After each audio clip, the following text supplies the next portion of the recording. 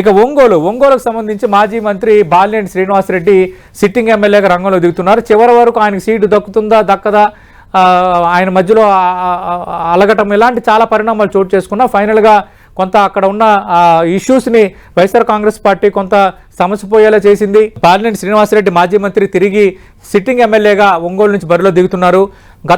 అంతకుముందు ఎమ్మెల్యేగా పనిచేసిన టీడీపీ ఇన్ఛార్జ్ మాజీ ఎమ్మెల్యే దామచర్ల జనార్దన్ ఒంగోలు నుంచి తెలుగుదేశం పార్టీ అభ్యర్థిగా రంగంలో దిగుతున్నారు.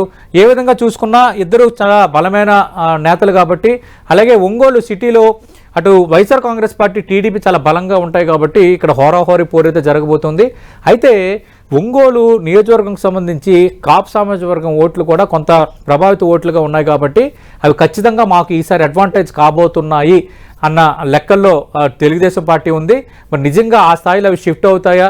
అవి షిఫ్ట్ అయినా కూడా వైఎస్ఆర్ కాంగ్రెస్ పార్టీ విజయం సాధించడానికి దారితీసే బలమైన కారణాలు ఉన్నాయంటే కారణాలు ఉన్నాయి.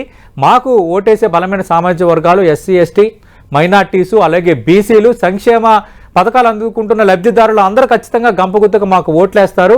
మాకు విజయంపై ఎలాంటి అపనమ్మకం లేదని బాలినేని శ్రీనివాసరెడ్డి అంటున్నారు. కాబట్టి చూద్దాం మరి ఒంగోలులో ఎవరు పైచే సాధిస్తారు.